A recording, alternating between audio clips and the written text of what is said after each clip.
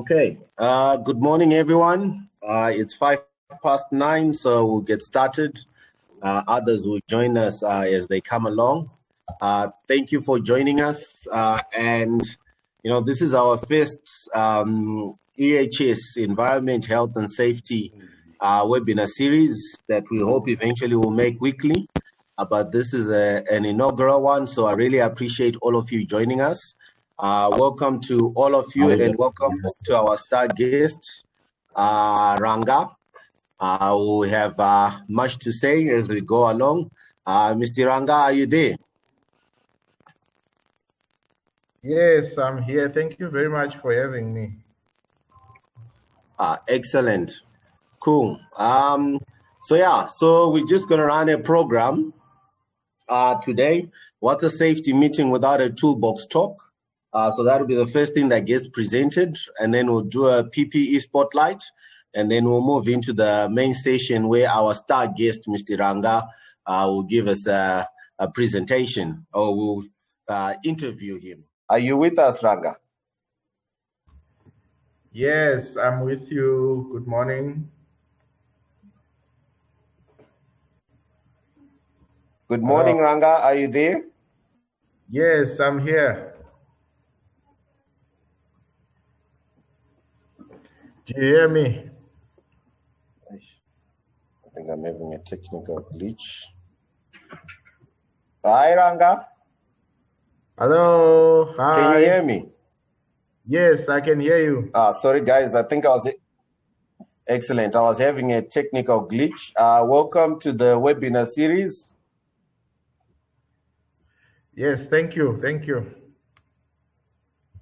All right, excellent. So today we're touching on the cost of accidents and how to overcome adversity like a champion.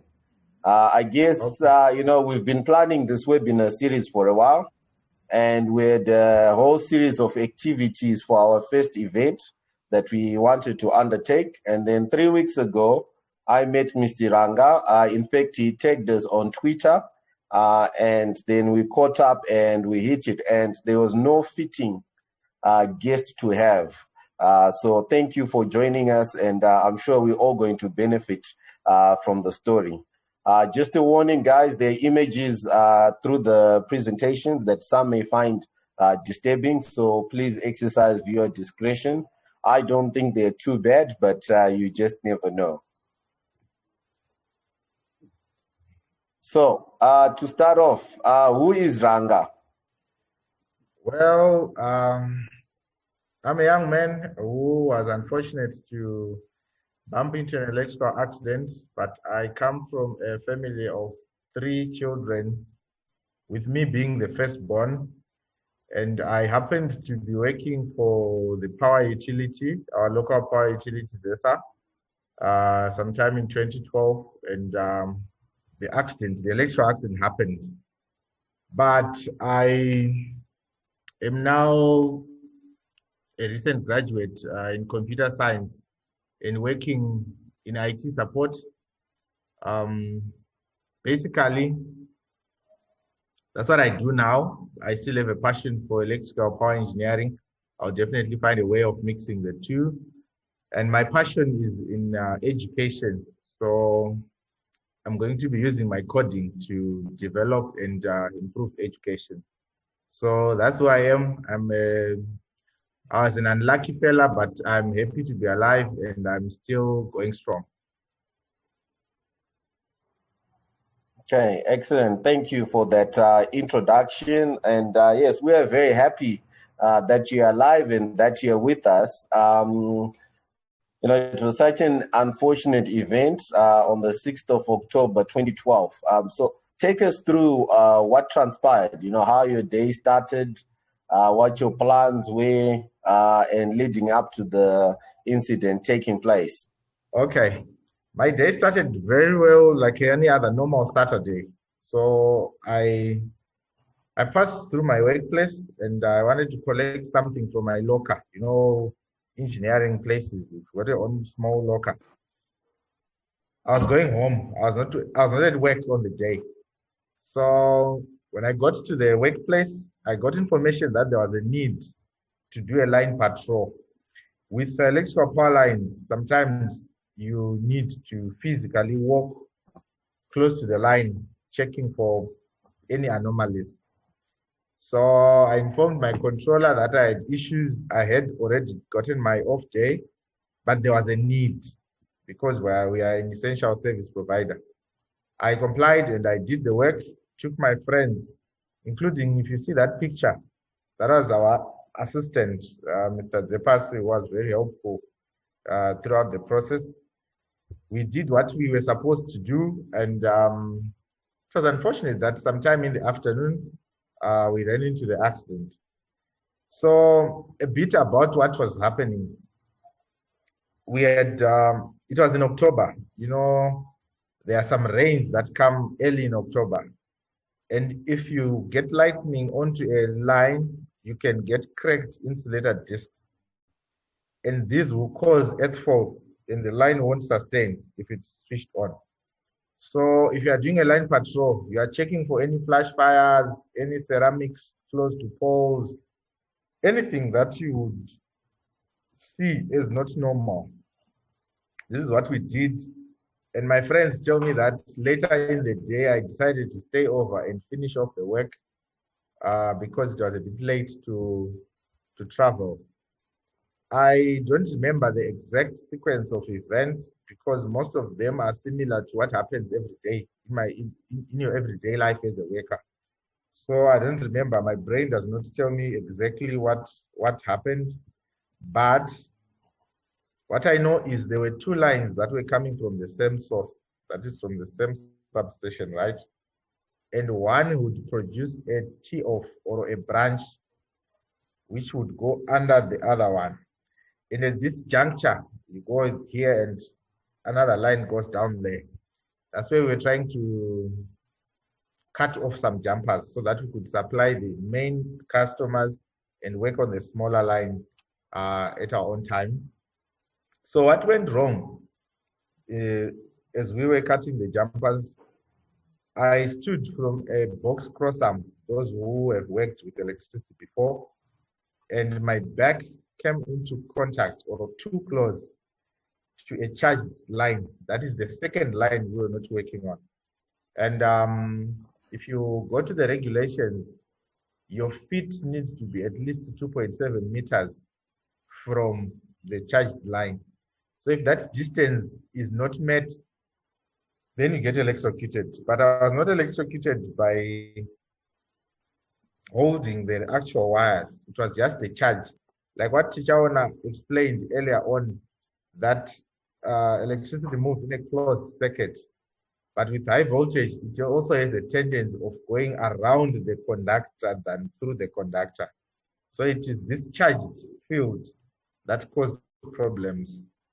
And I'm quite aware that we, in terms of the response, we were 5 of us, including the guy you see in the picture there. The 5 of us, my other 4 colleagues, they made sure that I rushed to Norton Hospital. This happened very close to the hospital. And I clearly remember, you see some of the pictures, I clearly remember asking for water, which they didn't want to give me because of the complications that could arise from there. And on the ambulance trip, I know it was very long and there were a lot of twists and turns in town. And they explained a bit later on that they were trying to admit me in some of the medical institutions until we ended up at Harare Hospital, where they do burns better than most of the institutions. So that's the part that I remember about the incident and the going to hospital. Just a note on the PPE. We had a PPE talk. I was not at work and I was not dressed properly for work. I did have a jacket on, but it was not the full PPE that was expected. It is something that we also need to note as workers and probably as supervisors, that we should work when we are properly equipped, when we are with the right clothing for the job. Some of the burns, I had third-degree burns. Some of the burns could have been lesser if I was wearing the proper PPE. So it's something that no matter how urgent a job is, we need to, I learned from the accident that we need to be prepared. Yes, I was wearing a pair of jeans, but they are not designed to protect you from flash fires. So some of the clothes got burnt, and I'm lucky to be alive. Yeah, I think that's it about the accident, the day of the accident. And maybe probably I was working with friends and brothers. These people become family when you're working together. They quickly informed the company representative who informed my family. Procedure was taken and things were okay. No one panicked because they tell me that I did not black out. We were actually talking. It's just that some of the responses were not appropriate. I would be answering different questions from the ones being asked, but they were pretty calm when they took me to hospital because they knew that the guy was alive. So that was the unfortunate incident of the 6th of October. I ended up not going home and woke up in the hospital. Wow, what an experience. So just to touch on that before we talk about the experience in the hospital, so were you in pain? After getting that, what was it, 11 kV line? And I mean, the impacts is the bends. But at that point, were you in pain, in shock? What was taking place?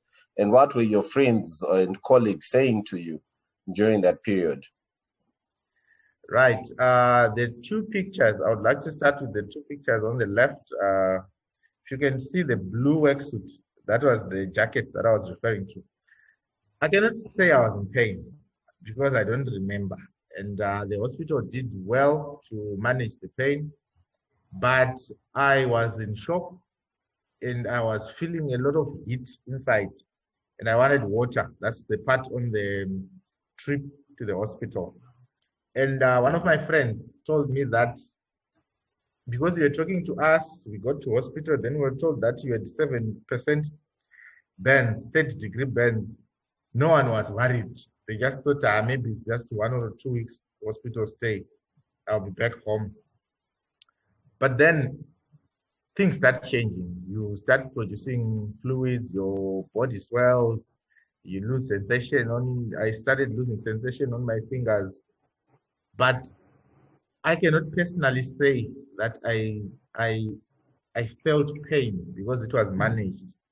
Yes, the change started creeping slowly into me because I remember 2-3 days into the hospital, I could slowly lose my abilities to move my fingers.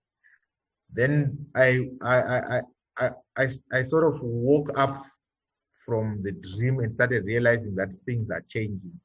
But in terms of the pain, the medical personnel at Harare Hospital did their best. I cannot say I lived my life in pain.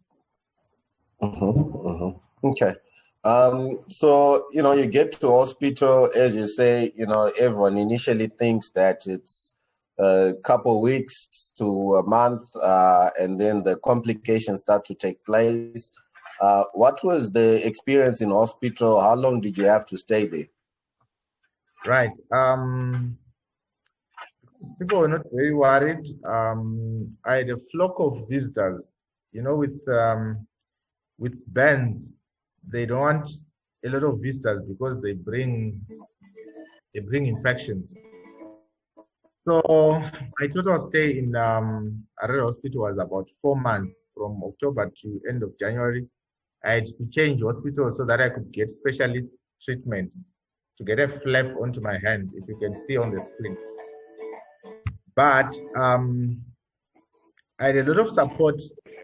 I never felt a void in my life, thinking that my life has changed so much that I will not be able to adjust. But I would like to mention a little bit about the reaction. like I mentioned, my friends were not very shocked because I was alive, I was good. But my family, after being informed, things start changing. You're expecting someone to come home, you cook something, then you hear 2 hours later from the time you're expecting them that there's been a problem, and no, it's just minor. Can you just come and see? Then my parents stay in Chinoy, so it's about a 2-hour drive to Harare. I can only imagine how it was for them to travel, knowing very well that your son works with dangerous electricity, and a company representative assures you that everything is okay, but deep down you know that things might be very bad. They are happy that I was alive, and we had to go through it all together, and it it did bring a lot of shock, especially for my mother. My father was going to work, things changed because he then had to manage a lot of things, both work and the frequent visits to hospital. And if you remember, things were not so good in around the time. The hospitals couldn't supply all the required things. But I'm grateful for my employer, ZTTGC. Then they did their best to make sure that I was taken care of. I cannot say that my hospital stay was a struggle. As you can see from what I am now and in the pictures, I would definitely need assistance all the time. The picture in the middle, I always laugh about it. It's actually a nursing sister helping me to lose some urine. I totally needed assistance in my life, but not a single day in the almost 6 months stay that I had, total stay, because I stayed 4 months in Harare Hospital and a month and a week in Parirenyatwa for specialist care. There's not a single day that I went hungry. There's not a single day that I did not pass. There's not a single day that I did not have visitors. It's quite a painful experience. I saw people who did not get visitors because I spent my Christmas in hospital. But my friends, they brought a cake, we celebrated, and there was never that void. But however, a hospital stay can be so long. I remember we used to count days with my friends. I used to share with 3 other guys. But then we ended up just knowing that today is a Monday, today is a Wednesday, today is a Sunday, because of the menu, the food menu. Then you'd say, no, today we're eating beans, tomorrow it's cabbage. With beans, you need a lot of protein. Then Sundays, of course. So I believe I was one of the fortunate ones, but my hospital stay and the support from my employer was quite incredible considering the circumstances prevailing at the time.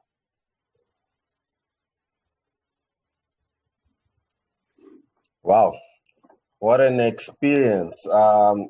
Just going to hospital alone can be a challenge for many people, let alone staying in for that long. And thanks to the doctors, nurses, and ZETDC, of course, for the support that they gave you. You must have been in excruciating pain and all of that. Can only imagine what you were going through. So what happened after the hospital? 6 months stay. I'm sure there came a point where, the point came where you had to be discharged. What was that process? And going home, how did that transpire? Obviously your family and friends being there. So yeah, how was that? How did that unfold? Right. To take you back a little bit into the hospital part, I got admitted and I had 2 debridements. When you get bent, your body rejects the bent parts. So they had to debride or to scrape off the dead skin from my body so that you can encourage healing. So I had 2 of those. Then about 7 weeks into hospital, I had an amputation. in above elbow amputation. Those who are on video can actually see. I'd gotten to a point that I was losing weight. My body was not responding to medication, the painkillers, and things were just bad, and they had to take it off. It was a source of relief for me to have the amputation. And a very touching part of that story is I knew if we had to get into a discussion with my parents to consent for the amputation, it was going to be a fight. And because everyone is hopeful that, no, let's leave it like that. But considering what was happening, I asked the people, the doctors, to help me sit down. I wasn't able to sit on my own about 7 weeks into hospital.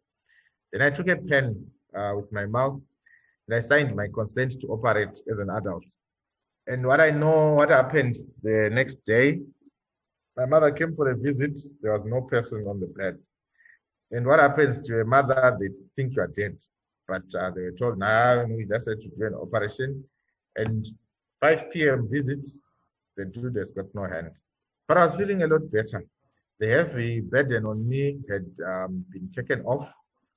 So I think I had a total of 4 in 3 or 4 in a hospital. Mm-hmm. Then I went for a what they call a fasciotomy. If you see all those bandages wrapped around my chest and hand, it's more like they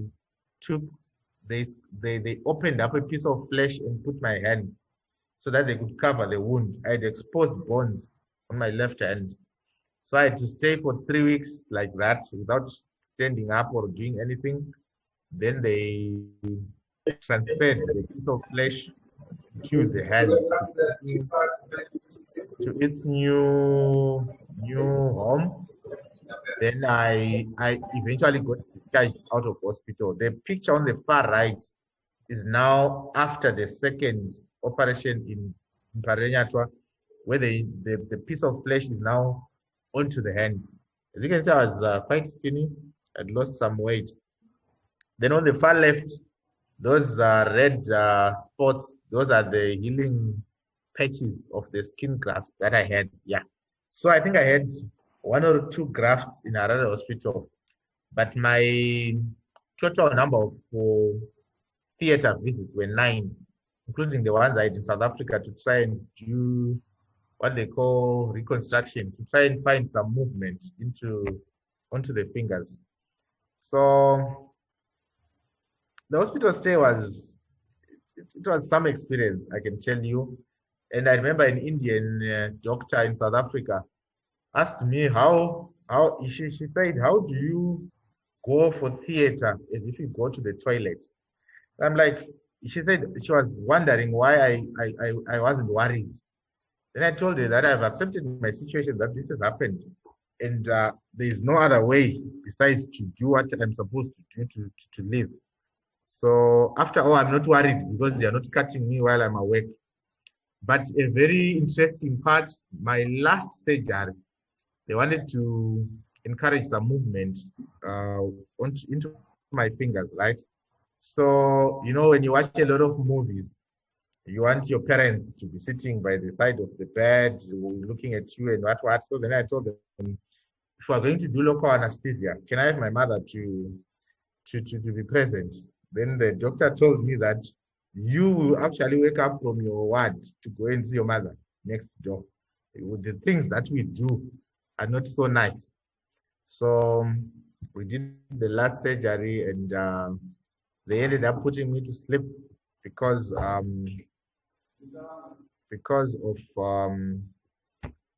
the pain that was going on. So it was quite an experience. So we were talking about the post-hospital stay. Going home without another limb is just something else. I remember, you know, the ladies from the neighborhood, they come in their numbers, they will come to see you, what fruits and this and that. So as the days went on, I heard that there was a talk, because I had fallen from a height, there was a talk that I couldn't walk. I was a bit lazy. I would just greet people, talk to them, have some food, and then say, goodbye, I'll see you tomorrow or later. So I remember walking one of these days. I just stood up and walked to take them out. And one of them literally confessed that I thought you couldn't walk. So I realized it was the reason why people were coming to see me. They wanted to confirm the rumors that the guy fell from a height, he can't walk anymore. And I was quite skinny. I'd lost a lot of weight. But it did give me hope that I could make it. You know, there's a lot of power in being underestimated, and then you overcome what people think you can't do. And I did gain a lot of weight. I wasn't moving around as much when I got home because I would regularly go for checkups and therapy. But I've always been a stay-at-home person when I'm not at work. So with a lot of eating, I started gaining a lot of weight. But the home integration was not so bad when I came out of hospital, because I was forever hopeful. And I'd forgotten this part that when I was in hospital, in fact, on the day of the accident, my friends recovered my wallet, my personal belongings, and including my phone. I had 2 phones. These were handed over to my father, correct? But out of stress, he doesn't know where he put them. So we still had the wallet, but he doesn't know where he put my phone. So I've got my brother-in-law who then sent me a phone while I was in hospital. So you know what happens when you are not feeling well, people send you data and a lot of things. So you have a lot of free time. I learned how to use a touch screen using my shorthand. And then I was reading about artificial limbs. I was trying to see how to integrate into a new life, being how I could proceed to do engineering after the accident. So I've always been a hopeful person. So nothing that I would meet at home would extinguish my hopes. So, and also when I would go around, you know, it's a small town. When I would go around in town, people would just look at me. And I then realized the opportunity that even if I want to walk alone, there's not a chance that someone will mug me or do something bad. Because there's always that other person who's looking at you for the first time. And then that person will not let you be mugged. So, you know, there are a lot of things that then come up. You realize, no, man, I can't stand in queues and what. So it becomes a whole changed life. But I've made friends with everyone. And wherever I go, people say, I know you from Chinoy, I know you from the University of Zimbabwe. Oh, yeah, that guy. So the society also accepted me flawlessly, realizing that I was one person who wanted to contribute to my life, not the beggar type. So that's what I can say about the immediate post-hospital stay. Wow. Yeah, what an experience. I mean, the whole journey you have taken us so far from the beginning, you know, the incident taking place, getting to the hospital, you know, 6 months stay in hospital is no joke. Getting discharged, going back home, the stress that your father had, you know, that's totally understandable. You know, anyone with children would, you know, would know that you jump at anything to protect them. So yeah, no, what a journey. Okay, so then after, you know, at what point did you then, I guess, make the call or to say that, you know, I better reshift my focus? You know, I'm sure the integration back into society had its challenges. You know, perhaps you had prepared for it, but as you know, plans never quite go to plan. But at what point then do you then make a call and say, right, I better shift my focus. You've got a degree that you took afterwards. So that whole transition, that journey, how did it come about? Was there a light bulb moment where you said, yep, time to get on with it? Yes, I've got a relative, my guru, who is a nurse. She said that she encouraged me and said that she never saw the beggar type of person in me, and I would always read. It's the family that my mother was staying with, my father's brother, with African setups. I was never that person who was hopeless. So I want to talk about the light bulb moment. So these hopes, if you can see the photos in the slide, the artificial limb, the left hand with bandages and a half plaster. My trips to South Africa, that was sometime in May 2014. I get out of hospital early 2013, do a bit of surgeries and therapy, trying to prepare for the trip to South Africa, getting quotations. So I'd like to emphasize on never being at the rock bottom. So these lights now, the light bulb moments came from the reading. Then I was like, okay, so I can actually get a robotic hand. Okay, so I'm looking for a reconstructive surgeon.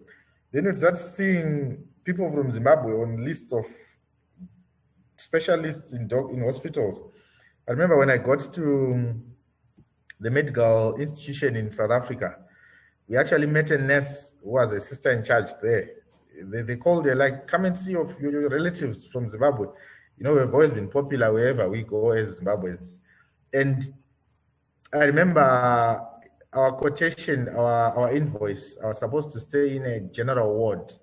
But then the hospital said, no, as long as we have space in our private wards, you go there.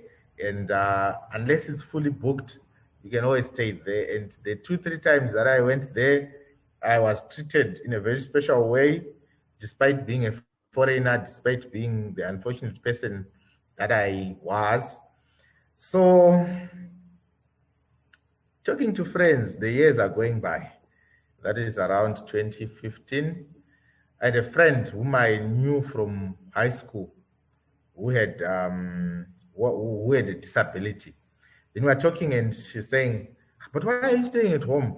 I'm like, I don't have the money. I'm currently not in employment because my apprenticeship had elapsed. My friends had graduated, but I was at home and I was hopeful, but I didn't know how to put it together.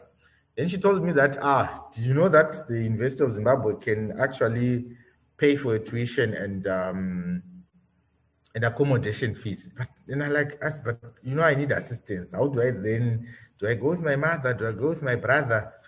Then another exciting thing, 2013-14 farming season, I had saved up and did a very good crop for maize and had enough, got paid some $3,800.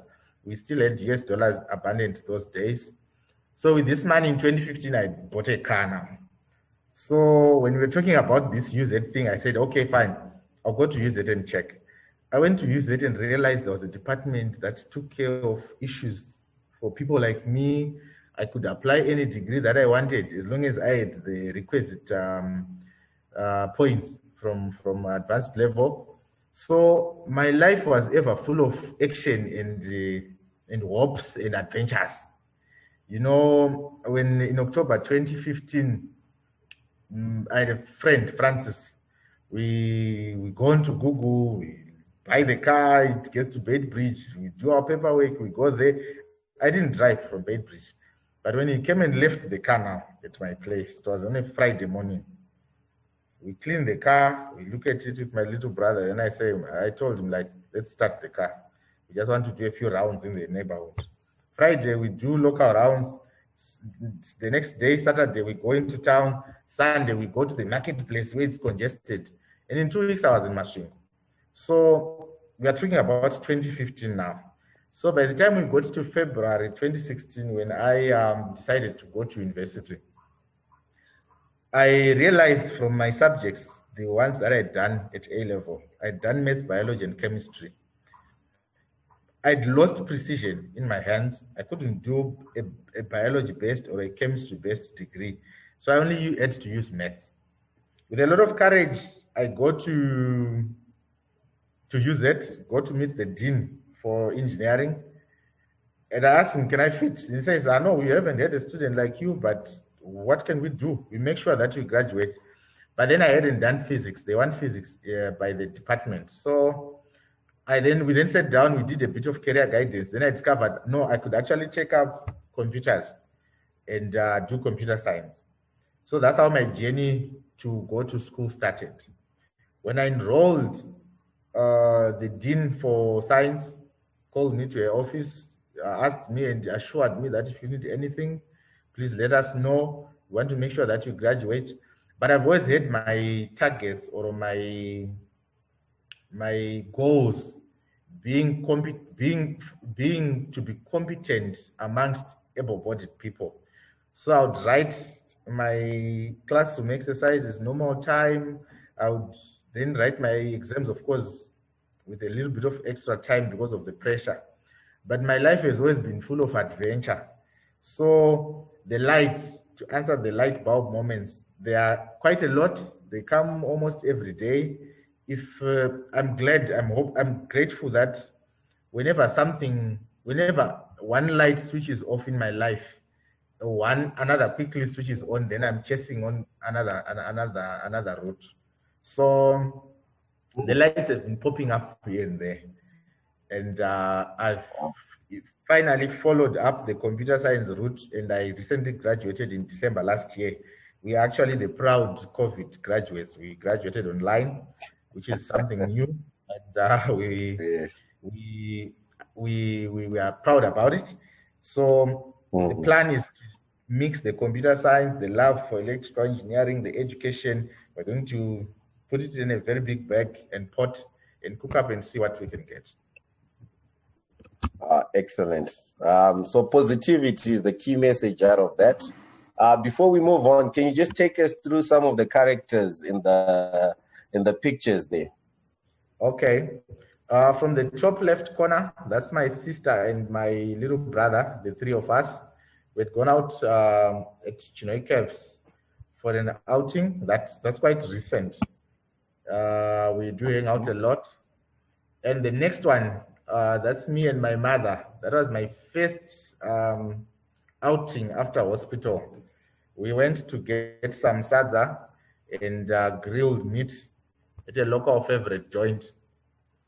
So these are the moments that I was talking about when everyone is looking at you. People are hurt that, how did this happen? Like, this guy his hands are not functional. So I was starting to get used to the people seeing me. My mother was very strong for me, and I remember in hospital I'd requested that I don't want to see people crying in front of me because I was not going to be able to wipe off my tears. So I made a very strong request. No family member ever cried in front of me, although we cried together at some point with my mother. But those were the moments. Then a little bit down there, bottom left corner, until I think it was the 19th of August, 2016, my mother was my helper at home. I was bathed, she would help me go to the toilet, I was being fed. I became the last born. And it also pushed my little brother, I think he was grade 4 or 5 when I got injured. He actually grew up very fast. And in the other picture, that's my father. I think I was about to leave for work at some point, but things changed and put a lot of stress onto the family and his work eventually. But you can also tell we soldiered on. I would always get my breakfast in bed. If you can tell in the last picture, bottom right, that's my mother feeding me. I don't know what that was, but that should have been some groundnuts or something. I would generally stay in bed just after I was discharged, but I was never hopeless. The changes had to come, but we fought them together. I remember my sister was in first year. I got injured in October. She had started her degree just in August. And you know, you have your brother who's working for ZESA, paying for your fees. Because I've always, like I said, I've always been a family guy. Voluntarily, I would assist home. Yes, my father was going to work at the time, but I would always take all my money after my costs home. So I paid for my sister's fees. You know, when a person goes to university, there is always buying new phones, new clothes, and what. So imagine if it was you. Yes. You are just 2 months old at university, then your sponsor or your breadwinner runs into an accident. So it was very, very stressful for her. She was not around most of the time when I got discharged, but she was strong. Her grades never went down. We always tried to support her, tell her that we are going to soldier through. And because my company was also very supportive, I did not lose my income. So basically, I was on sick leave for quite a long time, which was quite helpful. And I managed to continue and support her. I always boast around when I'm walking around with her that she's she's a product that I worked hard for. And I'm proud that I have her on my record. So that's it about those pictures. Well done. No, well done for that. Look, and it's great to see the positivity, considering the challenges that the family was facing at the time. And look, I guess this goes to demonstrate the need for sticking around and supporting each other. So well done to your family and obviously yourself for sticking together. Really, really inspiring. Okay, so moving on. Vani, can you change the slide, please? Now, you know, one thing that we all tend to understand is dollars and cents. And I can only imagine what this experience and event in your life would have cost. You know, take us through what the actual costs has been. Well, from what I remember very well, like any other company that is concerned about the health and safety of their employees, there's always medical aid that is set up to assist in the event of an accident. So upon discharge, the 4 months at Harare Hospital, the hospital stay, the bandages, everything, the surgeries. I remember the bill wiped out the bill wiped out the credit in my account. That was about 7,900. We were using dollars at that time. Then the 9 surgeries that I had, Harare Hospital, Parenyatwa, Donald Gordon Medical Center in Joburg, the list was $5,000 that I remember. So you can see how expensive it becomes to try and recover from an accident than just preventing it. And when I needed to get attended by specialists at Parenyatwa, right? So a day at Parenyatwa's private ward is $75 without extras, without medication and whatever. So you can imagine the cost to stay 6 weeks in a hospital where you are paying $75. It was difficult then, it's even more difficult now. So the story continues that we should maintain safety. Then I got a bionic limb, one that we saw in the previous slides. The hand itself, this is the part that they call the hand from the ankle. It costed around 15,000, 20,000. the attachments, the batteries, the motors to put up the whole hand, and the stay, because we had to go and stay for 2 weeks with my mother. I needed assistance then. The bill was just above $45,000. And, with our African setup or our African minds, people will tell you that, why didn't they give you that money? You could have built a house or bought combis. And you tell people like, but they're trying to assist me to live a better life, you see. There are a lot of mixed feelings with people that I know and people that I would meet in the society. Black people would think, black-minded rather, people would think.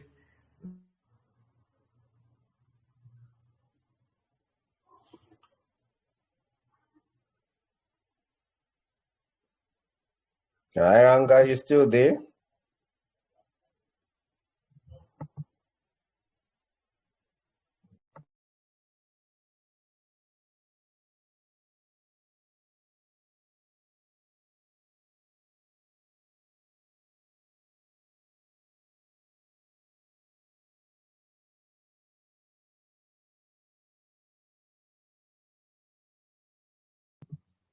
We might have run into a technical glitch. Let's give him a moment and hopefully he can rejoin us. But hey, just looking at those costs, in front of us, 4 surgeries in Harare Hospital, 8,000 US, 5 specialist surgeries, 25,000, Parenya Atra 3,150, an artificial limb for $45,000. Then rehabilitation, 2.5 years at $30 per session, and 30 sessions in a year, looking at 2,250. And from what I recall talking to him, that did not include any of the travel and accommodation costs. And of course, there's the additionals that we don't see. Of course, that creep up. You obviously have to go and buy tickets. There's the administration side, all that. And looking at a cost of around $150,000, that's a lot of money. And I don't think many of us actually imagine, incurring those costs. I mean, let alone thinking of how do you cover those costs, particularly in these challenging periods. So, kudos to ZETDC's employer and all the supporters that were around him for carrying that through. And, hopefully you'll join us back. But at some point, he then decided that the artificial limb wasn't working for him because of the maneuverability and the limitations that it had around him. So, getting hurt is not cheap. Let's make sure that we stay safe. And I hope this sheds more light into, what the costs of an accident actually are. And these are the dollars and cents, a language that we all understand. But there's also the indirect costs that we don't see. Vani, can you please change the slide? The inconveniences to family, obviously there's a lifestyle change that has to happen for the involved individual. The family had to adjust. There was someone earning an income and contributing to the household,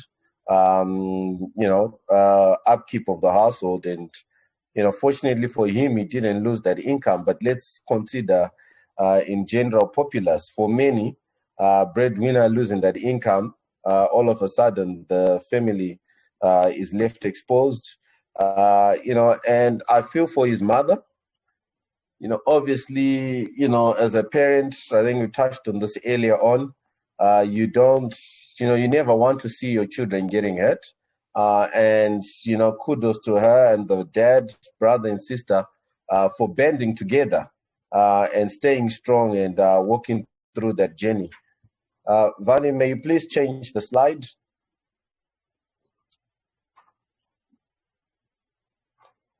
Yeah, so we touched on the indirect costs of it all, the impact on family, friends, and colleagues. There's also lost opportunities. He's quite an entrepreneurial young man, and I think we'll see more of some of his work, or some of the things that he's working on. But in that period, he's lost some opportunities. He was a trained technician who, all of a sudden, after enduring so much pain and the changes were spoken about, now had to have a career change. All those things, for someone to go at that age, you don't wish it upon anyone. But this was a young man who was going through his apprenticeship with big ambitions and a big future ahead of him. And in a way, has had to take time out in order to deal with the changes in circumstances that had been bestowed on him. So kudos to him. And moving on, Vani. It looks like we don't have Ranga back as yet. So any comments and thoughts from anyone on the audience? The costs involved, the experience, any shared experiences?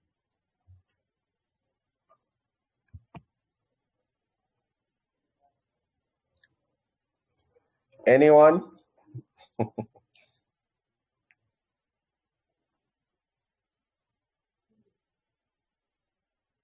Hello, do we still have an audience?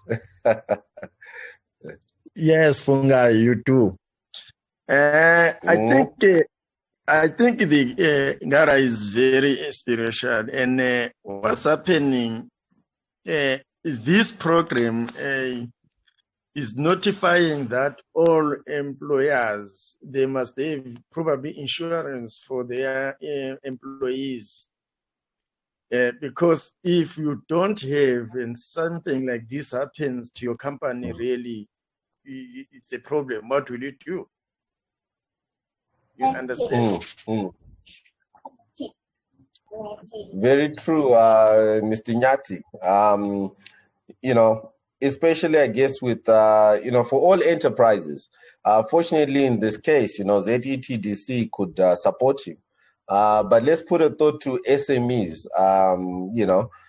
even the entrepreneurs and the startup enterprises. There's a lot of exposure, getting hurt at work could be an event that can happen even on the road. Traveling on business, you have an accident, situation can really change. So, it's a good point that you raised that, insurance is something that we really need to think about.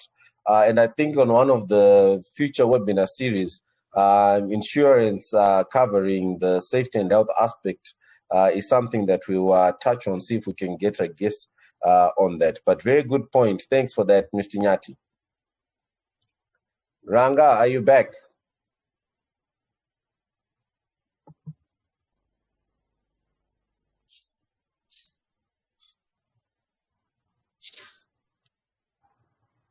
Hello, Ranga, is that you? I see connected back. Yes, we are having problems with our power.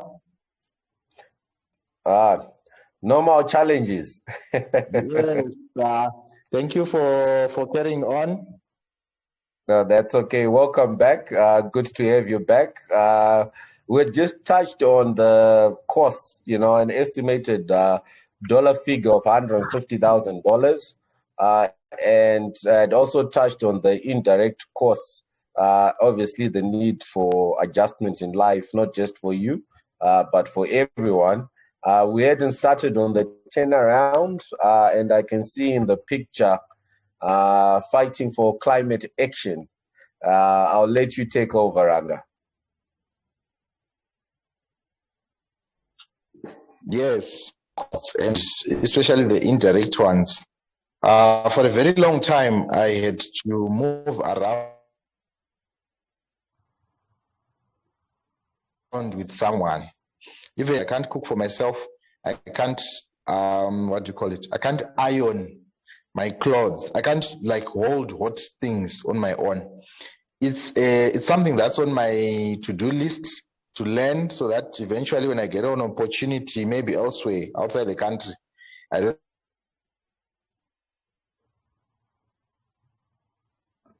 have to drag along people on the cost way over 150,000.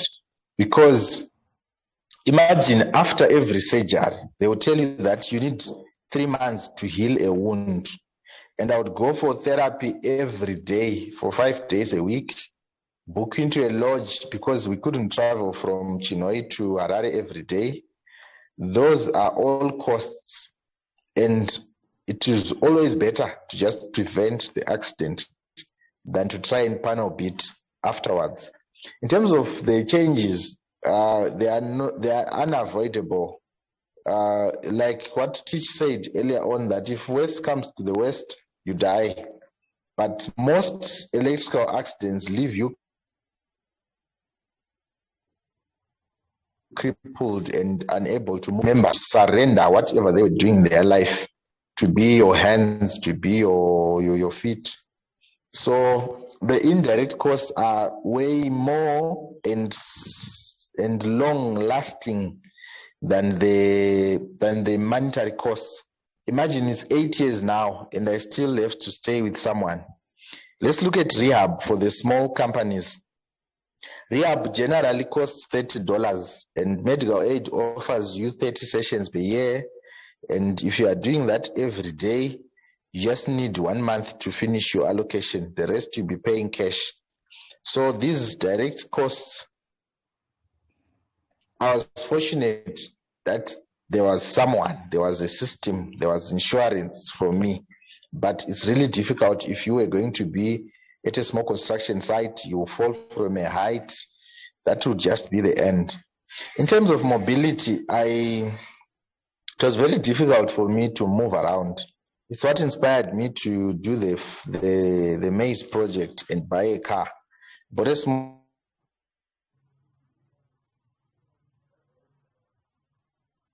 in 2015 to help me move around, brought me to just get where I want. It's an ordinary car, it's an ordinary automatic vehicle, but it suits my situation. And talking about the change in career, I can say computer science, which was computer studies back then in high school, it was a love that I had shelved for eating that I actually liked doing. And conveniently, the maths that you do in computer science and in engineering are closely related to each other. So, and computer science is versatile. You can actually move around and apply it wherever you want. If I want to join biomedical engineering, I can with computer science. So the fun hasn't gone away. I'm not just doing computer science for the sake of getting some food on the table. I can actually apply it where I want. And it was unfortunate. I was very fortunate that I can still do something. There's a very sad situation where you become redundant after an accident, especially those guys you hear NASA refers to them, well, not NASA as such, but you become a paraplegic, you become a cabbage, you become unable to do anything. That's the worst situation. In my experience with NASA, on that note, it was flawless. I never had challenges from NASA. And the officers in Chinhoyi, they would always encourage me that as NASA, we don't want to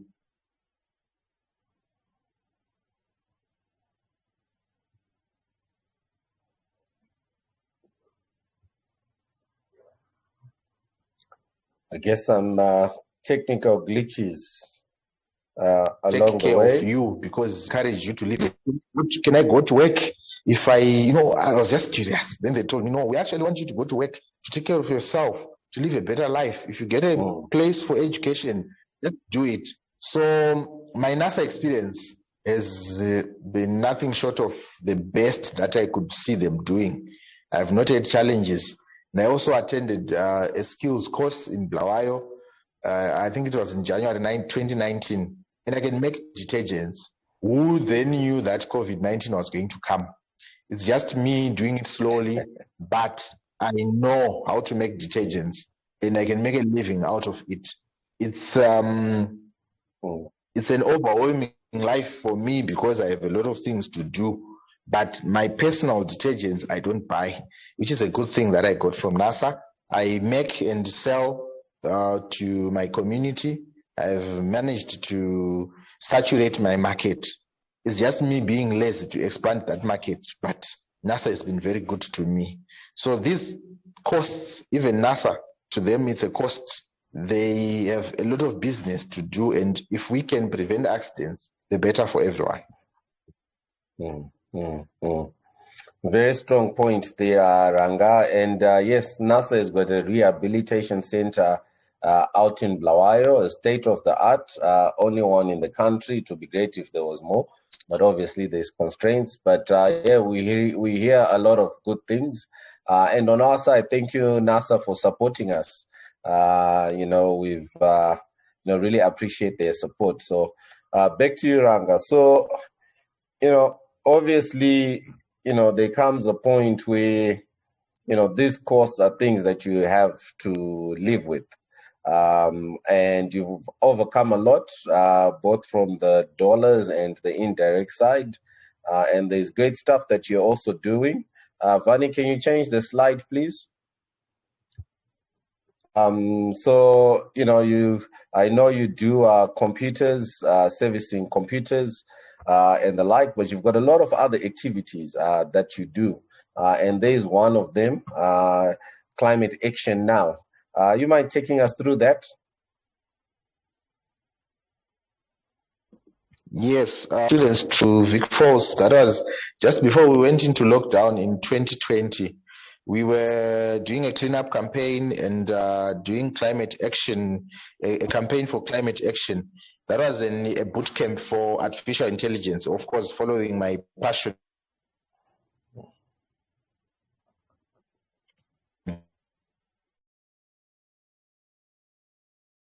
for computers. That was me active in church as a youth leader, helping up the youth to get some direction.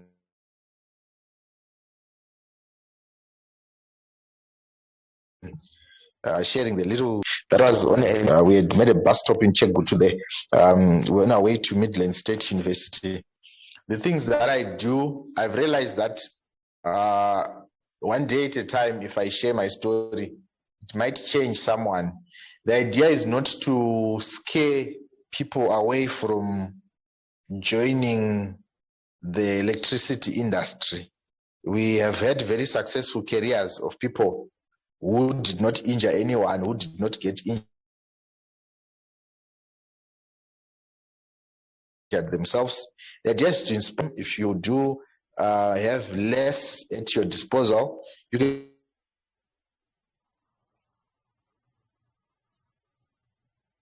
still achieve more.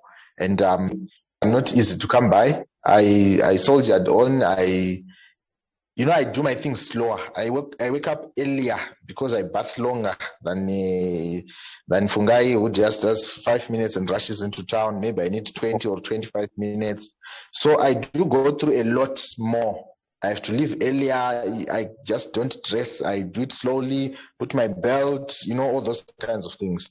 Yes, I do need assistance.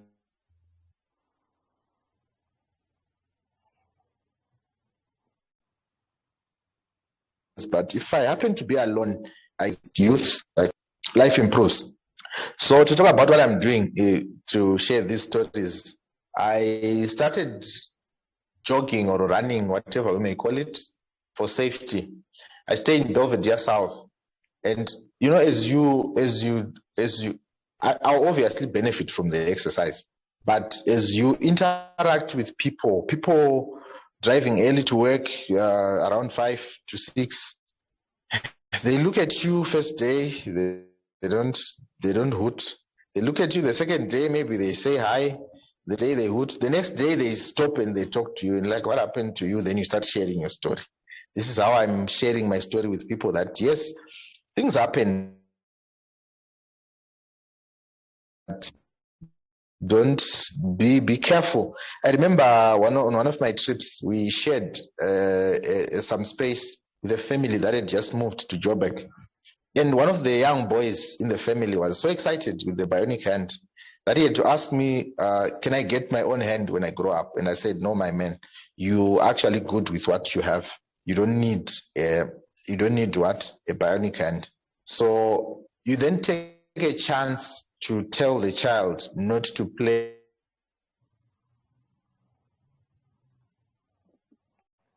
with electricity. Now, most electricians, so like in the current slide, that's my father, my mother, and me at our plot. That's where the car grew out of. And far right, that's me at my current workplace. Fortunately, I'm actually working for ZESA and at their training center, helping up and being positive, like what you're saying, being productive. That's the ceremony we had. We had a small trip to church when the conditions were relaxed sometime last year. We had time to celebrate our success despite the COVID-19 challenge. So to answer your question on activities,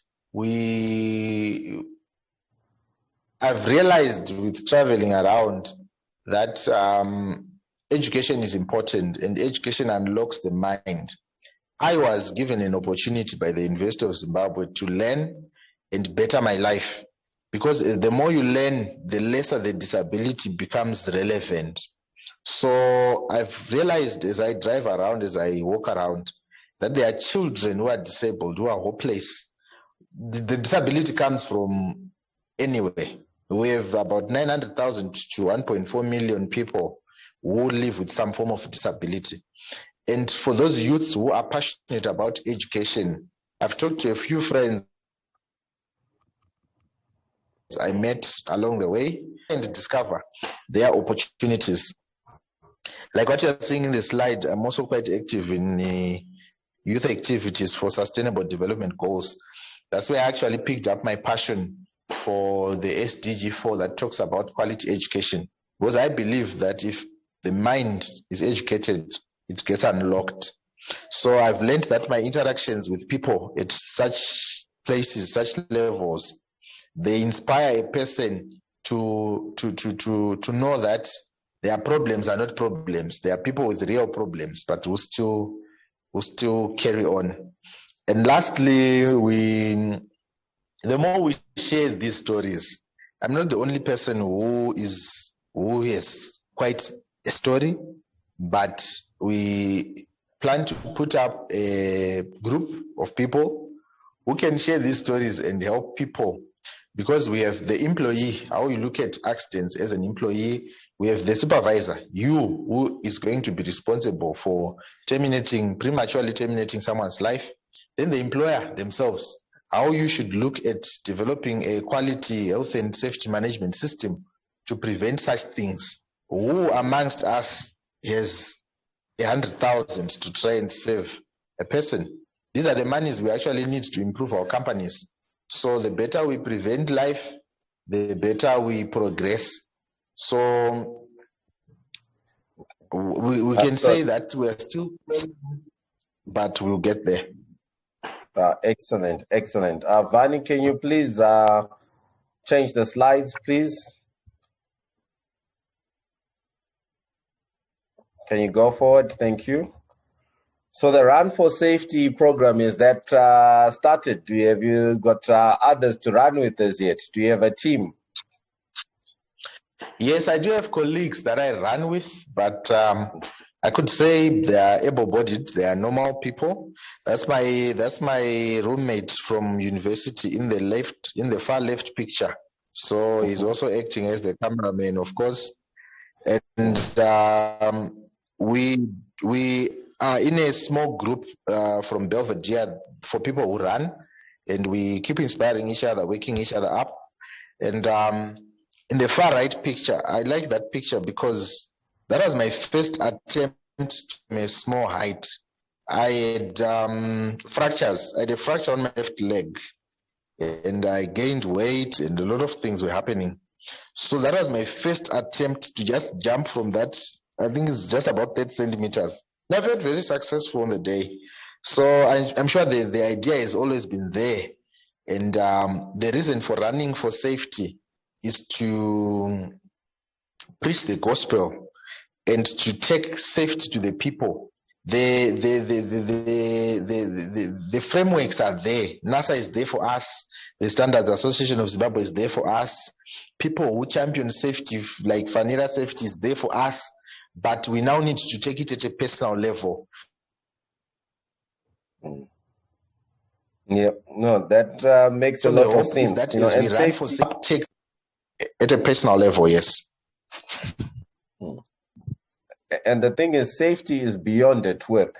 You know, at home, on the road, you know, all our lives revolve around taking risk and being, exposed to hazards. So, you know, that safety conversation needs to go beyond the workplace. And, you know, for me, I actually think it's something that needs to be as part of the curriculum. You know, I remember chatting to someone who was saying, you grow up all your life through ECD, primary school, climbing trees and being told, if you fall, you get hurt. And you go through high school, university, and then you get to work and someone tells you to put on gloves because you might get pricked if you go through the thorn bush or something like that. So it's a conversation that totally needs to start early. You know, safety speakers, you know, I can see you there giving a presentation and also being interviewed. So how is this one going to work, Ranga? Yes.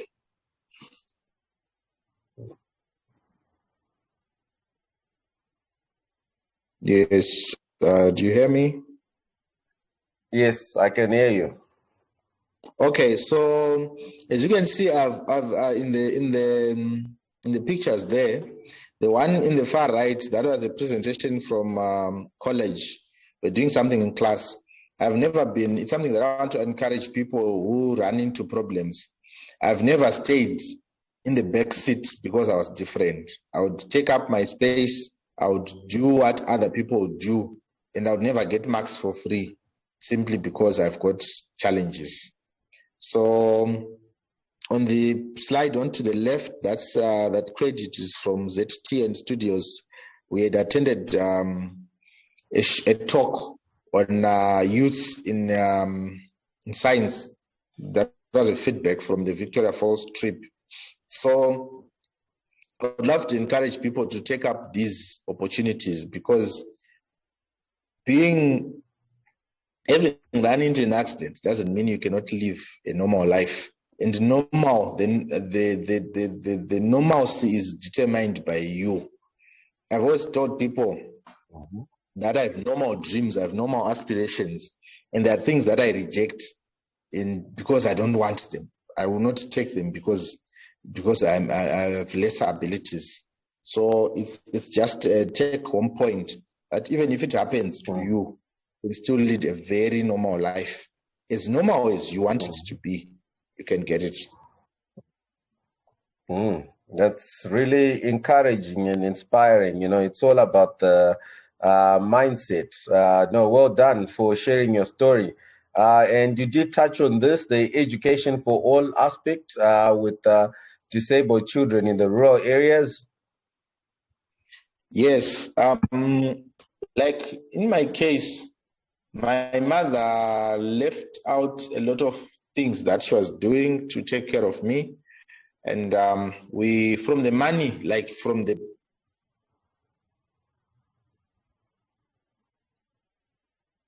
maize project, before I bought 18, started a chicken project for her so that we could do that, what do you call it, diversional therapy, so that we could take her mind off the problems.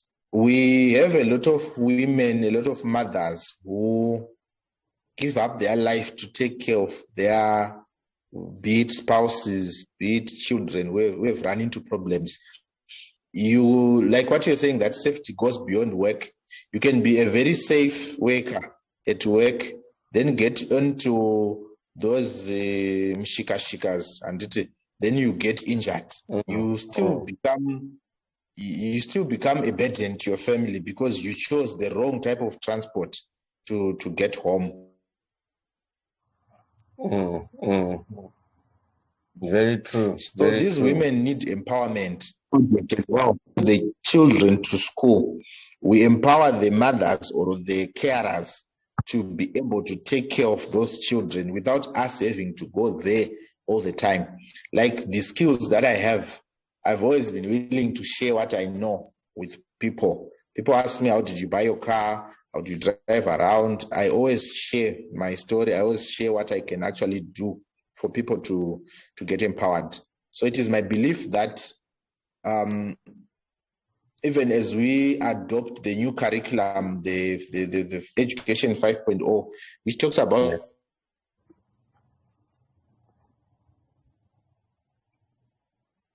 a lot of innovation and industry, as we don't just implement without safety, we might actually be running into more problems than solutions. So as we energize the little people's brains to be innovative,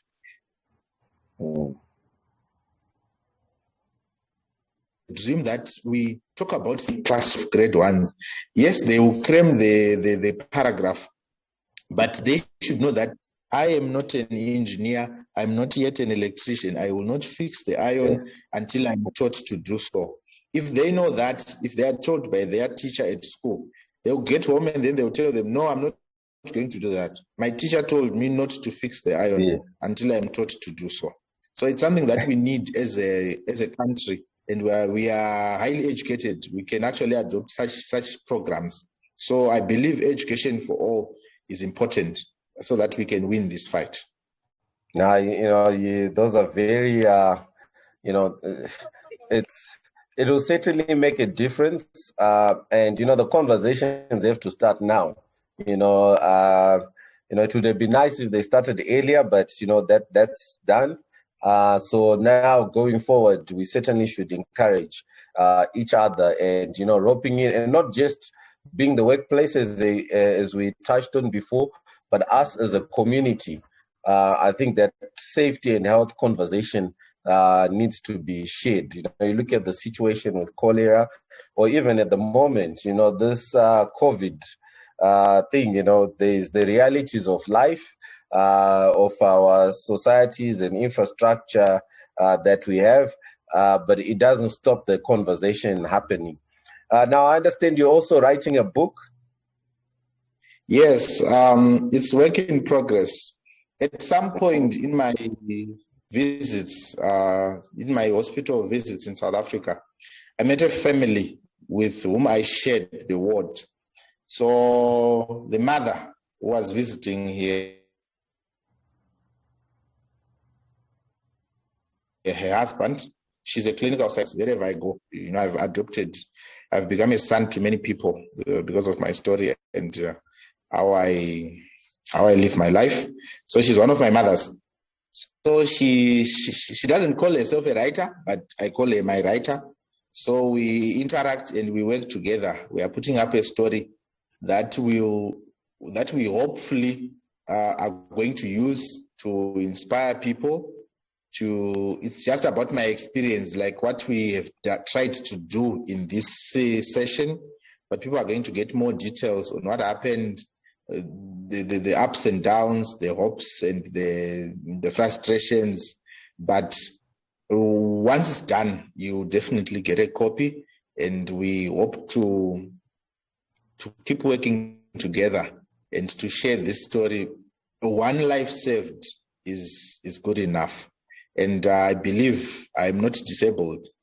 I've never seen myself as a person who can't. I just know I do my things differently. And I would love to drive you one of the days if possible. If you fall asleep, then you know that it's okay. That's one of my mentors who told me when I was driving, that if a person can fall asleep when you're driving, then it means you're doing the correct things. So we have been affected by COVID to write the book rather. So we hope to pick up, because some of the parts you actually need to be staying with your writer so that they get the feel of what's happening. But thank you very much for the opportunity. I have my happy moments, like if you stay with my guys on the lawn there, we do have our crazy and happy moments. I live a very normal life, and I'm grateful to be part of such an initiative to spread the safety gospel. We can it's a painful fact that disabilities and accidents prevail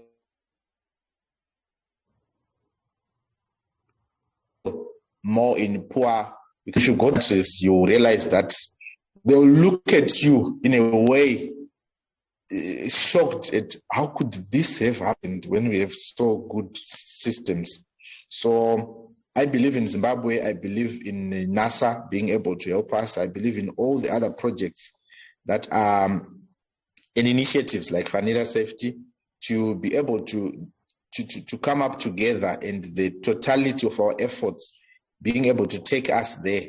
We have the 2030 agenda for a middle class economy. We cannot achieve that if we have unsafe working practices.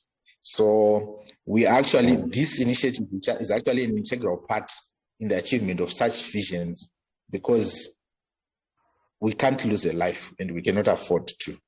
But thank you very much for the time. Wow. Ranga, thank you so much for coming.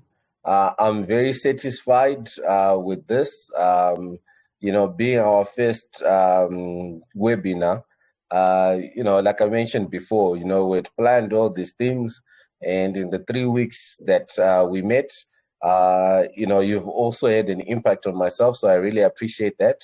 We going to be part of those initiatives as we discussed. We look forward to reading that book, and I look forward to that drive around. Keep up the good work. And the safety speakers, this is something that I think, corporates will even benefit for inviting you and the other guys that are going to get involved in it to go around giving real life experiences. You speak so well, so you've made my job as a host really, really easy. So thank you for that. But for many people, it's a difficult thing to share that experience. Kudos to you, kudos to your family. And I hope that, we'll continue to work together and we'll have you again on the webinar series. Now, for everyone who shared Ranga's. Excellent. Thank you, Ranga. So we've got Ranga's details on the slide. We're going to share the presentations. Get in touch with him. He's happy to share his experience, and it's very, very impactful. So once again, thanks, Ranga. Really, really appreciate and look forward to working together in the future. Excellent. Thank you. Before we go, any comments, additions? Any comments or additions for Ranga? Open to the audience. Yes. Mr. Pitson. Yeah. Ranga, oh my God, you have gone through a hard journey, my brother, but very inspirational. What I needed to know, you mentioned that after you were electrified, you asked water. They say no there, they say no at the hospital. What was going to be the effect of water when you were in a hospital?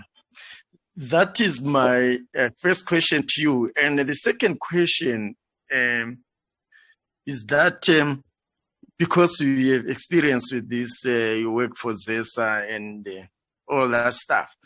Let's say for somebody it happens in the stove at home. Maybe your wife is cooking, there is electrified. What you have to do, but I have that belief, or it was said somehow, somewhere, that if you get a dried wood and push that person who's electrified away from, can be relieved at that moment. Okay, let's then go to when I understand in your case, your journey was helped by your employer.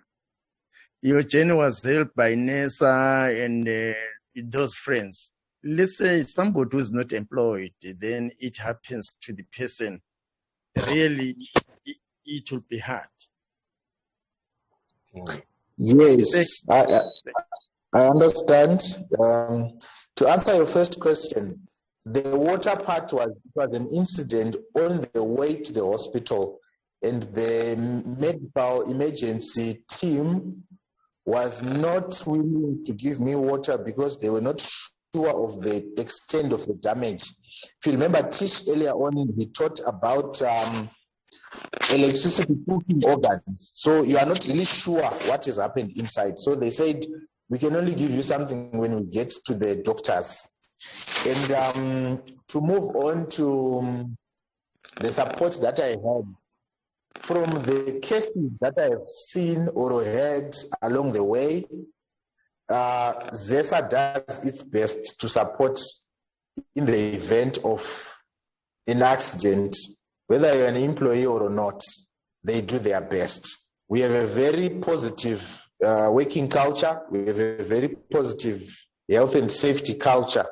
Like any other company, we are operating under very difficult conditions, which have been worsened by COVID, talking about financial constraints. But the cases that I've come across have been handled well. Yes, people, not everyone will be assisted equally. Like what I said in the hospital stay, that I was a fortunate guy. You do hear people complaining that nurses are rude and what, but I did not get such treatment. And the people that I've seen who are not part of our system have also been assisted. It's unfortunate if there have been any problems here and there. But if you happen to interact with ZESA right now, we have a very positive health and safety culture that reacts and tries to prevent such accidents. Thank you for that. Just to add on, Mr. Nyati, one of the things, particularly in the home, I always encourage people to have, first aid kits, to do risk assessments about the home. Ensure you don't have any exposed wires.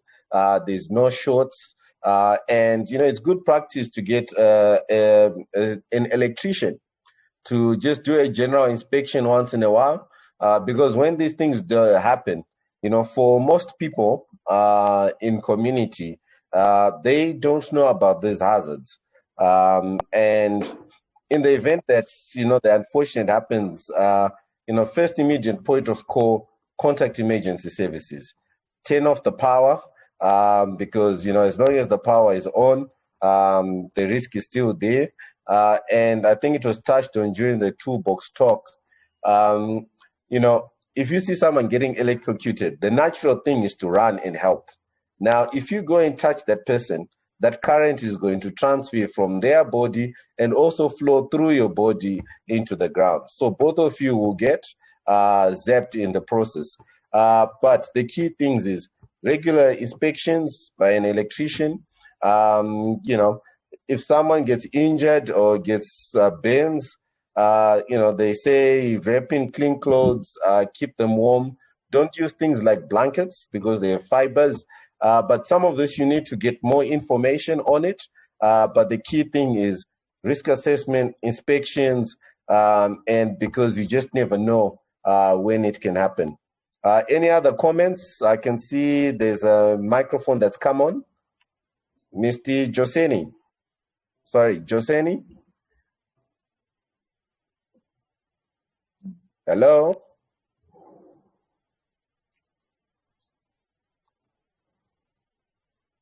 Hello? Hello, yes. Did you want to say something? No, sorry. I think it's a wrong click. Okay, no, that's okay. Good to have you on the webinar. Any other comments, additions, feedback? Yeah, thanks, host. I think this is very inspirational.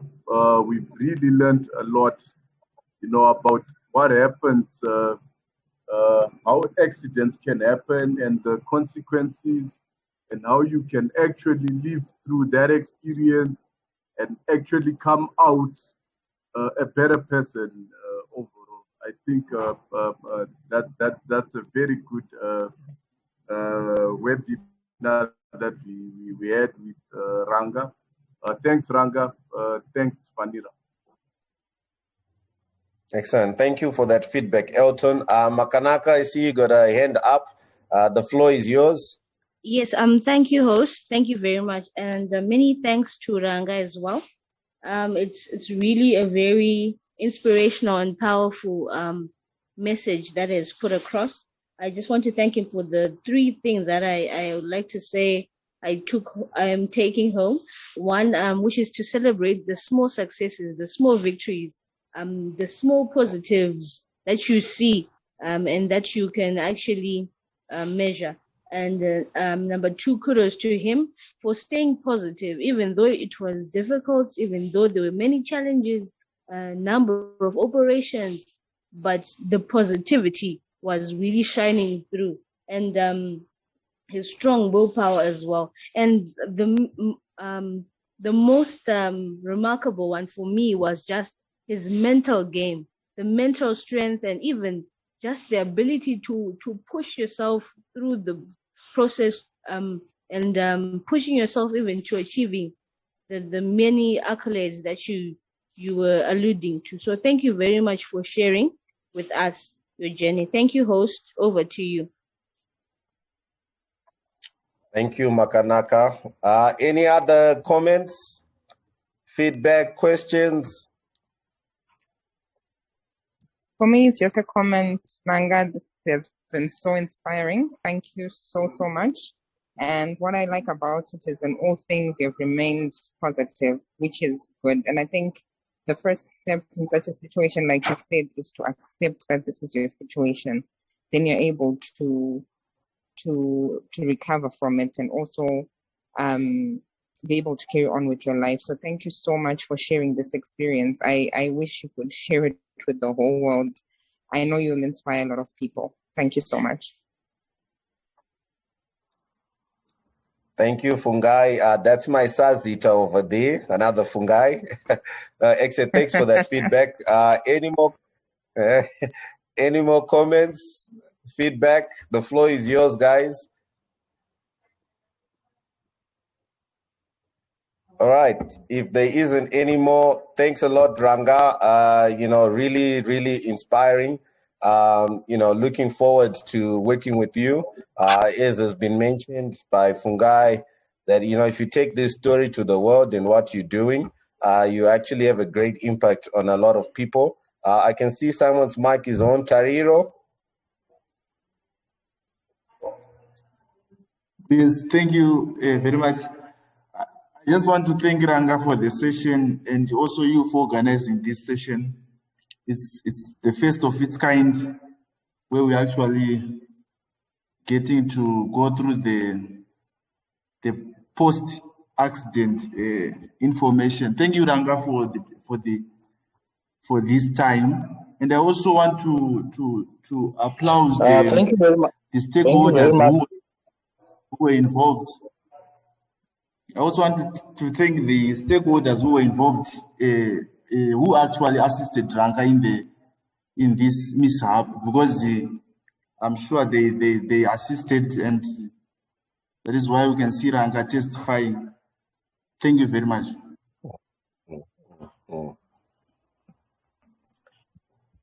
Excellent. Thank you very much for that, Tari.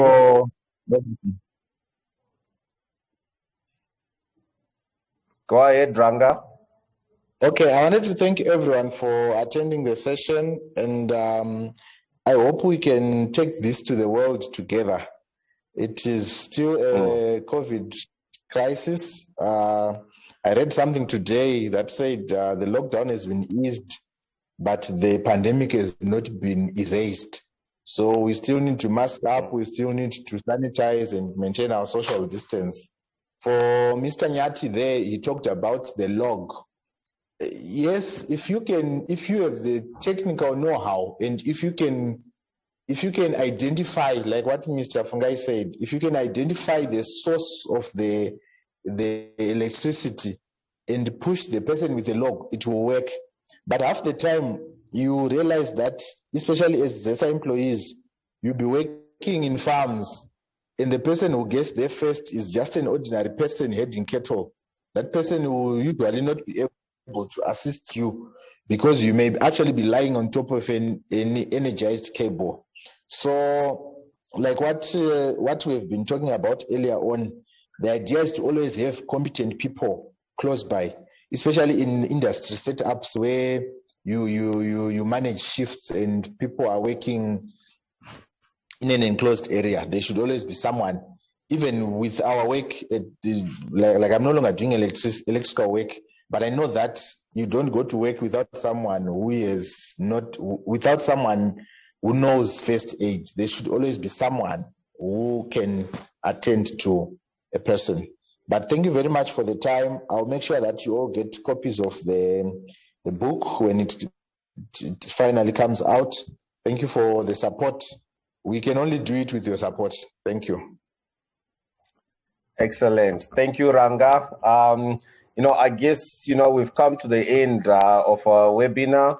I'd like to take this opportunity to thank a few people. Thanks to... Hello? I'd like to thank TL1 Center for Learning, our partner, as well as NASA for supporting us with this. Thanks to our star guest Ranga and the other presenters that we had in Teach and Chenge. And most of all, thank you to the audience. It really means a lot. A lot of work has gone into this with the team here in getting us started. You're never sure whether you'll get it right or wrong. So really appreciate you guys attending and listening. Please give us your feedback via the different platforms that we have. And we hope to do this more and more. Our next session will be on the 19th of March, 2021. Hopefully, as we get bigger, they'll be weekly. But for now, I think we can absorb the 2-week breaks. So at this point, thank you, everyone. If there's anyone I've left out, thanks. And, the floor is open to everyone. Feel free to make comments. We will leave the meeting open for another 10 minutes. Feel free to share experiences, give feedback, inspire, or whatever you want. As our guest, there's always time for you. So for the next 10 minutes, free for flow. I think if we're meeting in person at a conference, there's always that time to mingle. So I don't know how we mingle on Zoom, but guys, go for it, whether you're using the chat or mics, I don't know. Before we go, can we all turn on our cameras and we take a photo of this moment? Thank you.